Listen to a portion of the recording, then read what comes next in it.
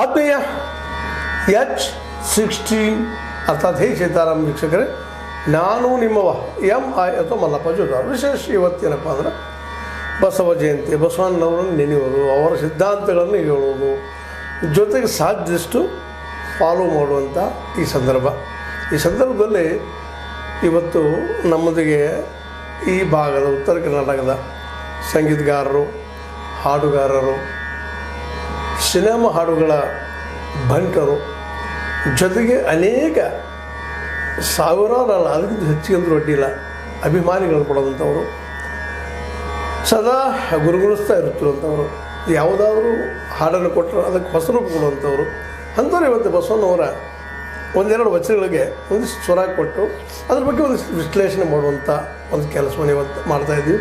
ಇದು ನಮ್ಮ ಬಸವಣ್ಣನವರಿಗೆ ಅರ್ಪಿಸುತ್ತಿರುವಂಥ ಸಣ್ಣ ಕಿರುಕಾಣಿಕೆ.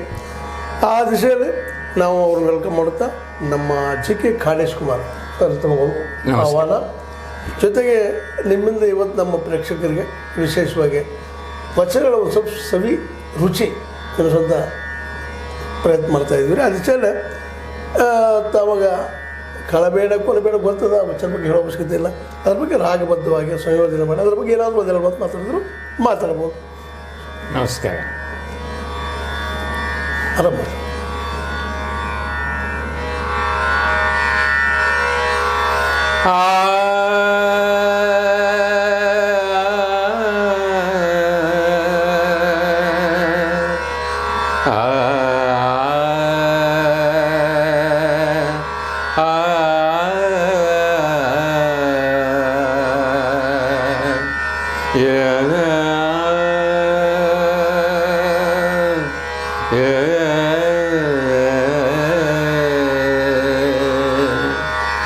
ಕಳಬೇಡ ಕೊಲಬೇಡ ಹುಸಿಯ ನುಡಿಯಲು ಬೇಡ, ಮುನಿಯಬೇಡ ಅನ್ಯರಿಗೆ ಅಸಹ್ಯ ಪಡಬೇಡ. ಕಳಬೇಡ ಕೊಲಬೇಡ ಹುಸಿಯ ನುಡಿಯಲು ಬೇಡ, ಮುನಿಯಬೇಡ ಅನ್ಯರಿಗೆ ಅಸಹ್ಯ ಪಡಬೇಡ. ಕಳಬೇಡ ಕೊಲಬೇಡ ತನ್ನ ಹೊಗಳಲು ಬೇಡ, ಇದಿರ ಹಳಿಯಲು ಬೇಡ. ಇದೇ ಅಂತರಂಗ ಶುದ್ಧಿ, ಇದೇ ಬಹಿರಂಗ ಶುದ್ಧಿ, ಇದೇ ನಮ್ಮ ಕೂಡಲ ಸಂಗಮ ದೇವನೊಲಿಸುವ ಪರಿ. ಕಳಬೇಡ ಕೊಲಬೇಡ ಹುಸಿಯ ನುಡಿಯಲು ಬೇಡ, ಮುನಿಯಬೇಡ ಅನ್ಯರಿಗೆ ಅಸಹ್ಯ ಪಡಬೇಡ. ಕಳಬೇಡ ಕೊಲಬೇಡ.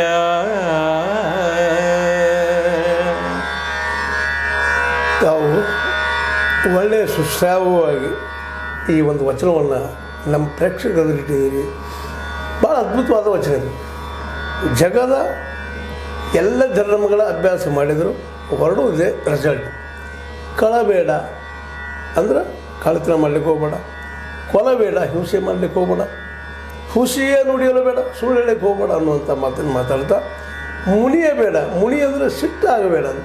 ಇವು ಒಂದಕ್ಕೊಂದು ಸಂಬಂಧಗಳಿದ್ದಾವೆ. ಇದರಿಂದ ವ್ಯಕ್ತಿತ್ವ ಹಾಳಾಗ್ತದೆ, ಮನುಷ್ಯತ್ವ ಹಾಳಾಗ್ತದೆ. ಅದೇ ಕಾಲಕ್ಕೆ ಇನ್ನೊಬ್ಬರು ಏನೋ ಕೆಲಸ ಮಾಡಿದ್ರೆ ಅಸಹ್ಯ ಪಡಬೇಡ, ಅನ್ಯರಿಗೆ ಅಸಹ್ಯ ಪಡಬೇಡ, ತನ್ನ ಬಲಿಸಬೇಡ, ನಿನ್ನ ಬಗ್ಗೆ ನೀನು ಭಾಳ ಹೇಳ್ಕೊಳಿಕ್ಕೆ ಹೋಗಬೇಡ. ಮತ್ತು ಜೊತೆಗೆ ಇದರೂ ಹಳೆಯಲು ಬೇಡ, ಏನೋ ವಾದ ಮಾಡಿದರೆ ತಪ್ಪರಿಸಿದರೆ ಇದರೂ ಹಳೆಯಲು ಹೋಗಬೇಡ, ತಿಳಿಸಲು ಪ್ರಯತ್ನ ಮಾಡು.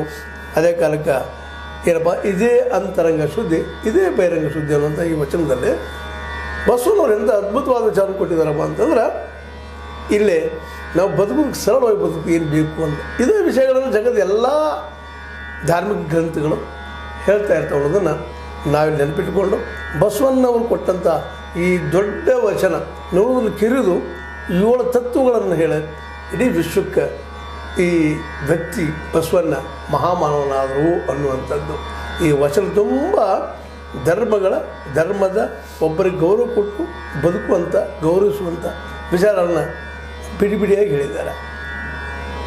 ಕಾಳೇಶ್ ಅವರು ಭಾಳ ಸುಂದರವಾಗಿ ವಿಷಯ ಒಂದು ಪ್ರತಿಪಾದನೆ ಮಾಡಿದ್ರಿ, ಹೇಳಿದಿರಿ, ಹಾಡಿದಿರಿ ಸುಸ್ತಾಗವಾಗಿ. ಅದೇ ಕಾಲಕ್ಕೆ ಇನ್ನೂ ಒಂದು ತಮ್ಮಿಂದ ವಚನ ಬಂದರೆ ನಮ್ಮ ಜನಕ್ಕೆ ಅಥವಾ ನಮ್ಮ ಪ್ರೇಕ್ಷಕರಿಗೆ ಸ್ವಲ್ಪ ಖುಷಿ ಆಗ್ಬೋದು. ಇನ್ನೊಂದು ವಚನ ತಾವು. ಓಕೆ.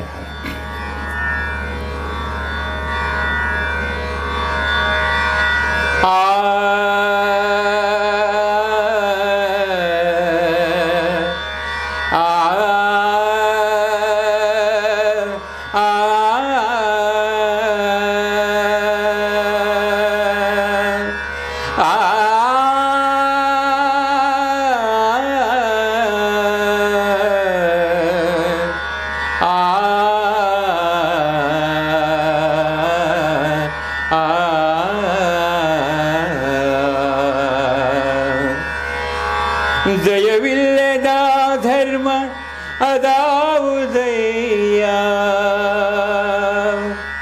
ದಯವಿಲ್ಲದ ಧರ್ಮ ದಾವುದಯ್ಯ, ದಯವು ಬೇಕು ಸಕಲ ಪ್ರಾಣಿಗಳೆಲ್ಲರಲ್ಲಿಯೂ, ದಯವೇ ಬೇಕು ಸಕಲ ಪ್ರಾಣಿಗಳೆಲ್ಲರಲ್ಲಿಯೂ, ದಯವಿಲ್ಲದ ಧರ್ಮ ಅದಾವುದಯ್ಯ, ದಯವಿಲ್ಲದ ಧರ್ಮ ಅದಾವುದಯ್ಯ, ದಯವೇ ಬೇಕು ಸಕಲ ಪ್ರಾಣಿಗಳೆಲ್ಲರಲ್ಲಿಯೂ, ದಯವೇ ಬೇಕು ಸಕಲ ಪ್ರಾಣಿಗಳೆಲ್ಲರಲ್ಲಿಯೂ, ದಯವೇ ಧರ್ಮದ ಮೂಲವಯ್ಯ, ದಯವೇ ಧರ್ಮದ ಮೂಲವಯ್ಯ, ದಯವೇ ಧರ್ಮದ ಮೂಲವಯ್ಯ, ದಯವೇ ಧರ್ಮದ ಮೂಲವಯ್ಯ, ಕೂಡಲ ಸಂಗಮ ದೇವನಂತಲ್ಲನಯ್ಯ, ದೇವನಂತಲ್ಲನಯ್ಯ, ದಯವಿಲ್ಲದ ಧರ್ಮ ಅದಾವುದಯ್ಯ, ದಯವೇ ಬೇಕು ಸಕಲ ಪ್ರಾಣಿಗಳೆಲ್ಲರಲ್ಲಿಯೂ, ದಯವೇ ಬೇಕು ಸಕಲ ಪ್ರಾಣಿಗಳೆಲ್ಲರಲ್ಲಿಯೂ, ದಯವಿಲ್ಲದ ಧರ್ಮ ಅದಾವುದಯ್ಯ,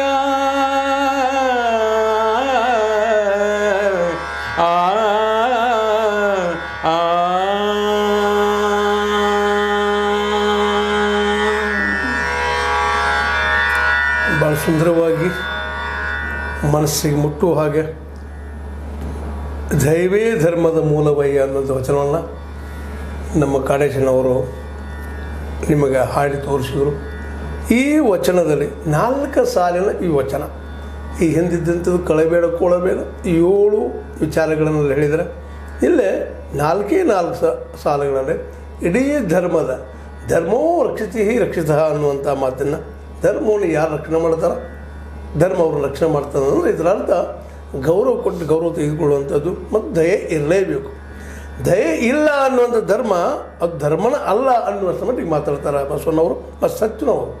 ಹಿಂಸೆಯನ್ನು, ಪ್ರಚೋದನೆಯನ್ನು, ಇನ್ನೊಬ್ಬರನ್ನು ಕೊಲ್ಲುವ ವಿಚಾರಗಳನ್ನು ಹೇಳುವ ಧರ್ಮ ಅಲ್ಲ ಅನ್ನೋದು ಈ ಒಂದು 4 ಸಾಲುಗಳಲ್ಲಿ ಹೊರಬರ್ತಾ ಇದೆ. ಅದರಲ್ಲೂ ಮುಖ್ಯವಾಗಿ ದಯವಿಲ್ಲದ ಧರ್ಮ ಯಾವುದಯ್ಯ, ದಯ ಇಲ್ಲದ ಧರ್ಮ ಎಲ್ಲಿದೆ, ಯಾವುದ ಧರ್ಮ ಈ ಕೇಳೋದು ಎಷ್ಟು ದಿಟ್ಟತನ, ನೋಡಿದ ಸರಳ ಭಾಷೆ, ಸರಳವಾಗಿ ಹೇಳುವಂಥದ್ದು, ಏನಪ್ಪ ಇದರಲ್ಲಿ ಅನ್ನುವಂಥದ್ದು.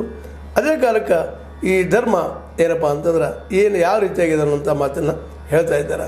ಅದೇ ಕಾಲಕ್ಕೆ ಇನ್ನೊಂದು ಮಾತನ್ನು ನಾವು ಗಮನಿಸಬೇಕಾಗಿದ್ದೇನಪ್ಪ ಅಂತಂದ್ರೆ, ದಯ ಅನ್ನುವಂಥದ್ದು ಇದು ಎಲ್ಲ ಧರ್ಮಗಳಲ್ಲೂ ಇದೆ. ಮತ್ತು ಇವತ್ತು ಬೇಕಾದ ಧರ್ಮ ತೆಗೆದುಕೊಳ್ಳೋದು, ಇದು ಬಿಟ್ಟು ಬೇರೆ ಏನಾರ ಬೋಧನೆ ಮಾಡ್ತಾರೇನೋ ಇಲ್ಲ. ದಯವೇ ಬೇಕು ಸರ್ವ ಪ್ರಾಣಿಗಳೆಲ್ಲರಲ್ಲಿ, ಎಲ್ಲ ಪ್ರಾಣಿಗಳು, ನೀವು ಮನುಷ್ಯ ಪ್ರಾಣಿ ಇರಲಿ, ಇನ್ನೊಂದು ಪ್ರಾಣಿ ಇರಲಿ, ಎಲ್ಲರಲ್ಲೂ ದಯವನ್ನು ನೀವು ಹುಡುಕಬೇಕು, ದಯ ಬೇಕು, ಎಲ್ಲರೂ ಪೂಜಿಸಬೇಕು, ಪ್ರೀತಿಸಬೇಕು ಅನ್ನೋಂಥ ಮಾತನ್ನು ಭಾಳ ಹೊತ್ತು ಕೊಟ್ಟು ಹೇಳ್ತಾ ಇದ್ದಾರೆ. ಇದಕ್ಕೆ ಕಾರಣ ದಯವೇ ಧರ್ಮದ ಮೂಲವಯ, ಧರ್ಮದ ಮೂಲ ಇದು ದಯೆ ಇಲ್ಲಂದರೆ ಆ ಧರ್ಮ ಎಂದು ನಿಲ್ಲೋದಿಲ್ಲ, ಮುಂದುವರಿಯುವುದಿಲ್ಲ ಅನ್ನೋಂಥ ಮಾತನ್ನು ಹೇಳ್ತಾ ಇದ್ದಾರೆ.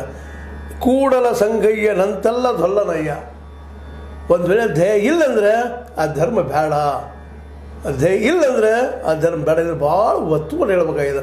ಇವತ್ತು ನಾವು ಧರ್ಮದ ನೆಲೆಗಟ್ಟಿನಲ್ಲಿ ಏನು ಮಾಡ್ತಾಯಿದ್ದೀವಿ, ಧರ್ಮದ ಹೆಸರಲ್ಲಿ ಏನು ಮಾಡ್ತಾಯಿದ್ದೀವಿ, ಹಿಂಸೆ ಮಾಡ್ತಾಯಿದ್ದೀವಿ, ವೈರತ್ವ ಮಾಡ್ತಾಯಿದ್ದೀವಿ. ಇದೆಲ್ಲ ಹೋಗಲಿ ಅನ್ನುವಂಥದ್ದು ಕಳೆದ 800 ವರ್ಷಗಳಿಂದ ಹೇಳಿದರು. ಆದರೆ ದುರಂತಗಳು ನೋಡ್ರಿ ಇತಿಹಾಸದಲ್ಲಿ ಆಗಿ ಹೋಗುವಂಥದ್ದು. ಯಾವ ವ್ಯಕ್ತಿ ಧ್ಯೇಯ ಮೇಲೆ ಒತ್ತುಕೊಂಡು ಹೇಳಿದರು ಅವರಿಗೆ ನಮ್ಮ ಸಮಾಜ ಯಾವ ರೀತಿಯಾಗಿ ನೋಡಿತು ಅನ್ನೋದನ್ನು, ಯಾವ ರೀತಿಯಾಗಿ ಅವ್ರು ನಡೆಸಿಕೊಂಡಿತ್ತು ಅನ್ನೋದನ್ನು ಇತಿಹಾಸ ಪುಟಗಳಲ್ಲಿ ಸಾಕ್ಷಿಗಳಿದ್ದಾವೆ ಅಂತ. ಇದೇ ರೀತಿ ಗಾಂಧೀಜಿಯವರು ಅಹಿಂಸೆ ಬಗ್ಗೆ ಮಾತಾಡಿದ್ರು, ಕೊನೆಗೆ ಹಿಂಸೆಗೆ ಬಲಿಯಾದರು. ನಮ್ಮ ಬಸವಣ್ಣವರು ಸಹಿತ ಹಿಂಸೆಗೆ ಬಲಿಯಾದಿದ್ದು ಅತ್ಯಂತ ನೋವಿನ ಸಂಗತಿ. ಆದರೆ ಹೇಳುವುದನ್ನು ಮಾತ್ರ ಬಿಡಲೇ ಇಲ್ಲ ಅವರು. ತಮ್ಮ ಜೀವಿತದ ಕೊನೆಯವರೆಗೂ ದಯನೇ ಬೇಕಪ್ಪ ಧರ್ಮಕ್ಕೆ ಅಂತೇಳಿ. ಆದರೆ ನಮ್ಮ ಇತಿಹಾಸ ಪುಟಗಳಲ್ಲಿ ಇಂದು ನಾಳೆ ಗೊತ್ತಿಲ್ಲ ಈ ಧರ್ಮದ ಸಲುವಾಗಿ ಎಷ್ಟು ಯುದ್ಧಗಳಾಗಿದ್ದಾವ, ಎಷ್ಟು ತಿಕ್ಕಾಟಗಳಾಗಿದ್ದಾವ. ಅದು ಆ ಪರಮಾತ್ಮನೇ ಬಲ್ಲ ಅಂತ ಈ ಸಂದರ್ಭದಲ್ಲಿ ಹೇಳಬೇಕಾಗ್ತದೆ. ಇನ್ನೊಂದು ಕಡೆ ಹೇಳ್ತಾರೆ ನಮ್ಮ ಅಲ್ಲಮ ಪ್ರಭುಗಳು ವಿಶೇಷವಾಗಿ ಒತ್ತು ಕೊಟ್ಟು ಏನಪ್ಪ ಅಂತಂದ್ರೆ, ಹೆಣ್ಣಿಗಾಗಿ ಸತ್ತವರು ಕೋಟಿ ಜನ, ಮಣ್ಣಿಗಾಗಿ ಸತ್ತವರು ಕೋಟಿ ಜನ, ಹೊನ್ನಿಗಾಗಿ ಸತ್ತವರು ಕೋಟಿ ಜನ, ನಿನಗಾಗಿ ಸತ್ತವರ ನಾ ಕಾಣೆಗೂ ಈಶ್ವರ ಅಂತೇಳಿ. ಇದು ಸತ್ಯ ಇಲ್ಲಂತಲ್ಲ, ಆದರೆ ಅಂದಿನ ಸತ್ಯ ಇವತ್ತು ಸತ್ಯದ ನಾನು ಪ್ರಶ್ನೆ ಮಾಡಿಸ್ತದೆ. ಯಾಕಂದ್ರೆ ವಿಶ್ವದಲ್ಲಿ ಅನೇಕ ಯುದ್ಧಗಳು ಧರ್ಮದ ಹೆಸರಲ್ಲಿ ಆಗಿದ್ದಾವೆ. ಕ್ಯಾಥಲಿಕ್ ಮತ್ತು ಪ್ರೊಟೆಸ್ಟೆಂಟ್ ನಡುವೆ 200 ವರ್ಷಗಳವರೆಗೆ ಯುದ್ಧ ಆಯಿತು. ಇಲ್ಲೇ ಶಿಯಾ ಸುನ್ನಿಗಳ ಮಧ್ಯದಲ್ಲೇ ಇರಾನ್ ಇರಾಕ್ಗಳ ಮಧ್ಯದಲ್ಲೇ 15 ವರ್ಷಗಳ ಯುದ್ಧ ಆದವು. ನಮ್ಮಲ್ಲಿ ಇತಿಹಾಸಗಳನ್ನು ನೋಡಿದಾಗ ಅನೇಕ ಶೈವ, ಆನಂತರ ವೈಷ್ಣವ, ಅದು ಇದು ಅಂತೇಳಿ ಎಷ್ಟು ತಿಕ್ಕಾಟಗಳಾಗಿದ್ದಾವೆ. ಇದನ್ನೆಲ್ಲ ನೆನಪಿಸ್ಕೊಂಡಾಗ ಬಸವಣ್ಣವರು ಎಲ್ಲ ನೋವುಗಳನ್ನು ನೋಡ್ಕೊಂಡು ಈ ಮಾತನ್ನು ಹೇಳಿದ್ದು, ದಯೆ ಇದ್ರೆ ನಾವೆಲ್ಲ ಬದುಕಲಿಕ್ಕೆ ಸಾಧ್ಯ, ಇಲ್ಲ ಆದರೆ ಯಾವ ಪ್ರಾಣಿನೂ ಬದುಕಲಿಕ್ಕೆ ಸಾಧ್ಯ, ನಾವು ಬದುಕಲಿಕ್ಕೆ ಸಾಧ್ಯ ಅನ್ನೋದನ್ನು ಈ ವಚನವನ್ನು ಭಾಳ ಸುಂದರವಾಗಿ ನಮ್ಮ ಗಣೇಶ್ ಕುಮಾರ್ ಅವರು ಅಭಿವ್ಯಕ್ತಪಡಿಸಿದ್ದಾರೆ. ಅವರು ಇಲ್ಲಿಗೆ ಬಂದು ತಮ್ಮ ಸುಶ್ರಾವ್ಯದಿಂದ ತಮ್ಮ ವಿಚಾರಗಳ ಜೊತೆಗೆ ಬಸವಣ್ಣವರನ್ನು ನಮ್ಮ ಮುಂದೆ ಇಟ್ಟಿದ್ದಾರೆ, ಜೊತೆಗೆ ಅವ್ರ ವಿಚಾರಗಳನ್ನು ಹೇಳಿದ್ದಾರೆ ಅಂತ ಹೇಳ್ತಾ ತಾವು ಬಂದು ತಮ್ಮ ವಚನಗಳನ್ನ ಇಲ್ಲಿ ಹಾಡಿದಿರಿ, ಜೊತೆಗೆ ಆ ವಿಚಾರಗಳನ್ನ ನಮ್ಮ ಜನಕ್ಕೆ ಮುಟ್ಟಿಸುವಂಥ ಕೆಲಸ ಮಾಡಿದ್ರಿ. ತಮಗೆ ಧನ್ಯವಾದ ಸರ್. ನಮಸ್ಕಾರ. ಥ್ಯಾಂಕ್ ಯು ಸರ್, ಧನ್ಯವಾದಗಳು. ನನಗೂ ಭಾಳ ಖುಷಿಯಾಯಿತು. ಎಲ್ಲರಿಗೂ ಶಿವಬಸವ ಜಯಂತಿಯ ಹಾರ್ದಿಕ ಶುಭಾಶಯಗಳು. ಈ ಒಂದು ಹೇ ಸೀತಾರಾಮ್ ಚಾನಲ್ನಲ್ಲಿ ನನ್ನಂಥ ಒಂದು ಚಿಕ್ಕ ಕಲಾವಿದರೊಂದು ವಚನ ಹಾಡಲಿಕ್ಕೆ ಅವಕಾಶ ಕೊಟ್ಟಂಥ ನಿಮಗೂ ಹಾಗೂ ಎಲ್ಲ ಕೇಳುಗರಿಗೂ ಹಾಗೂ ಎಲ್ಲ ಸಿಬ್ಬಂದಿರಿಗೂ ನಾನು ತುಂಬ ಹೃದಯದ ಅಭಿನಂದನೆ ಸಲ್ಲಿಸುವಂಥ ಪ್ರಯತ್ನ ಮಾಡ್ತೀನಿ. ನಮಸ್ಕಾರ. ಆತ್ಮೀಯರೇ, ಅವರು ನಾವು ಚಿಕ್ಕವರು ಅಂತ ಹೇಳಿದರು, ನನಗಿಂತ ಗಿರಿಯರಿಲ್ಲ ಅನ್ನುವಂಥ ಬಸವನವ್ರ ವಚನ ನೆನಪಿಸ್ಕೊಳ್ತಾ ನಮ್ಮ ಗಣೇಶವರ ವಚನ ಗಾಯನ ನಿಮ್ಗೆ ಇಷ್ಟ ಆಗಿದೆ ಅಂತ ತಿಳ್ಕೊಂಡಿದ್ದೀನಿ. ಇಷ್ಟ ಆದರೆ ಲೈಕ್ ಮಾಡಿರಿ, ಇಲ್ಲಾಂದರೆ ಡಿಸ್ಲೈಕು ಮಾಡಿರಿ, ಕಾಮೆಂಟ್ ಮಾಡಿರಿ. ಅದೇ ಕಾಲಕ್ಕೆ ಬಸವಣ್ಣವ್ರ ವಿಚಾರಗಳನ್ನು ಚರ್ಚೆನೂ ಮಾಡಿರಿ. ಇವರ ವಚನ ಗಾಯನದ ಬಗ್ಗೆ ನೀವು ನೋಡ್ತಾ ಇರಿ ಮತ್ತು ಕೇಳ್ತಾ ಇರಿ. ಈ ವಚನಗಳ ಸಾರವನ್ನು ನಾನು ಹೇಳಿದ ಸರಿ ಅದನೋ ನೀವು ಮತ್ತೇನಾದರೂ ವಿಮರ್ಶೆ ಮಾಡೋರಿದ್ದೀರೋ ಮಾಡಿ. ಯಾಕಂದರೆ ಚರ್ಚೆ ಉತ್ತಮ ಸಮಾಜದ ಒಂದು ಅಂಗ ಅಂತ ಹೇಳ್ತಾ H16 ನ್ಯೂಸ್ ಅರ್ಥಾತ್ ಹೇ ಸೀತಾರಾಮ ಸತ್ಯದ ಕೈಗಳಲ್ಲಿ ವಂದನೆಗಳು.